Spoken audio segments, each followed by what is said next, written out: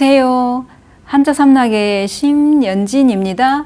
한자삼락에 오신 여러분 환영합니다. 오늘은 7월 8일 월요일이에요. 월요일이면은 또 그 주의 첫날이다 보니까 출발을 잘 하시면 그 주말까지 그 좋은 기분이 이어지잖아요. 그죠? 그런 마음으로 즐거운 마음으로 저랑 같이 공부해요. 제가 준비한 거는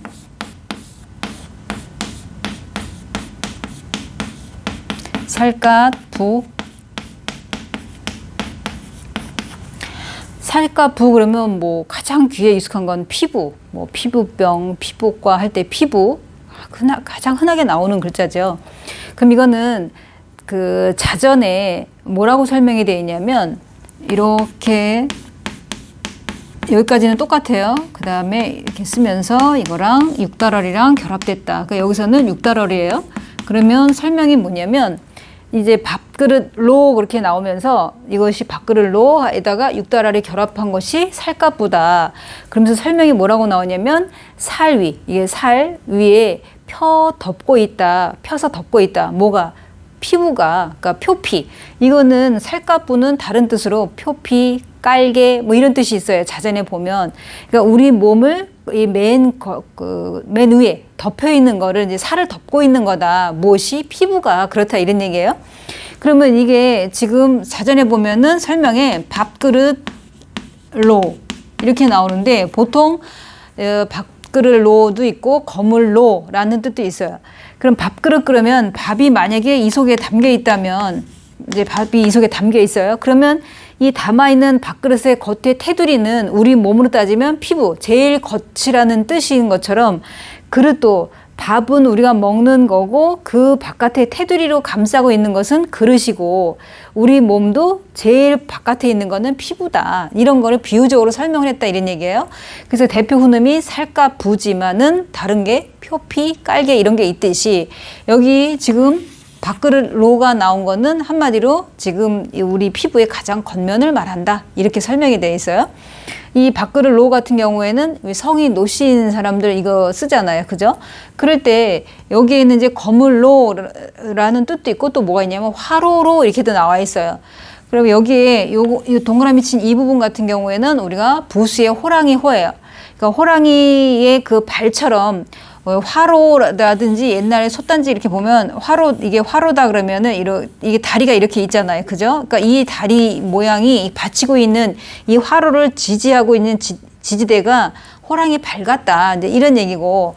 그 다음에 여기 이제 그릇이라는 건 전체 이 화로를 말한다고 치면 이게 이제 부수니까. 그 다음에 이 속에 있는 밭정 같은 경우에는 이 화로를 이용할 때 뭐 밥을 할 수도 있고 그죠? 국을 데필 수도 있고 아니면 여기다가 뭐 다른 걸 뭐 볶는다든지 또 고구마를 구운다든지 뭐 여러 가지 용도로 쓸 수 있잖아요. 우리가 밭에 보면 한 작물만 심는 게 아니잖아요. 여러 가지 심듯이 이 화로에도 용도가 다양하다. 이렇게 기억을 해 두시면 돼요. 자, 그러면 두 번째로 넘어갈게요. 당연히 살갗이 우리 피부, 우리 몸이니까 육달어리 나온 거는 이 정도 이제 금방 아시겠죠?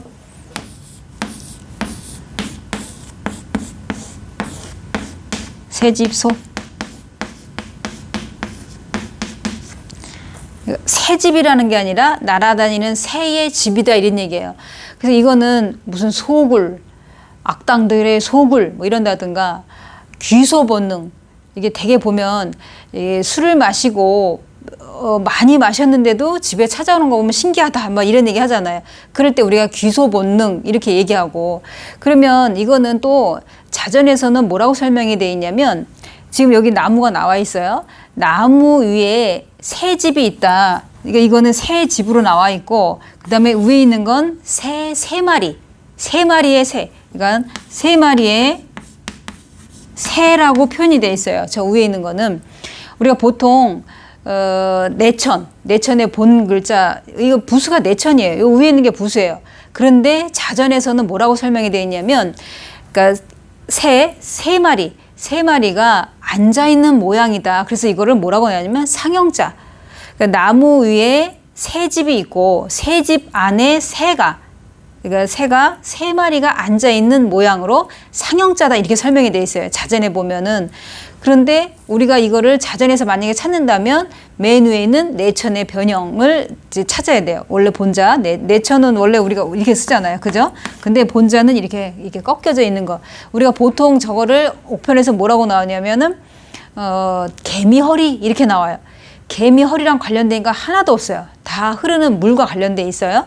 그래서 여기에서 새집소 같은 경우에는 그 자전의 설명은 상형자이면서 새가 나무 위에 둥지가 있는데 거기에 세 마리가 앉아 있는 모습이다. 이렇게 표현이 됐다는 것을 기억해 두시면 돼요.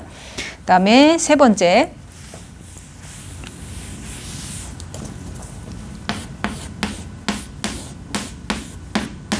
제주술. 자, 제주술 그러면 뭐 전술, 뭐 시술한다, 기술, 미술, 마술, 무술 아주 상당히 아주 흔하게 나오는 글자예요. 그러면 이거는 제주술이라는 게 대표 훈음이고 또 뭐가 있냐면 통로, 규칙 뭐 이런 뜻이 있어요. 그러면 이 속에 이렇게 생긴 거는 이건 나무목에다 점 찍은 게 아니라 이거는 삽주뿌리출이라고 한자가 있어요. 삽주뿌리 출.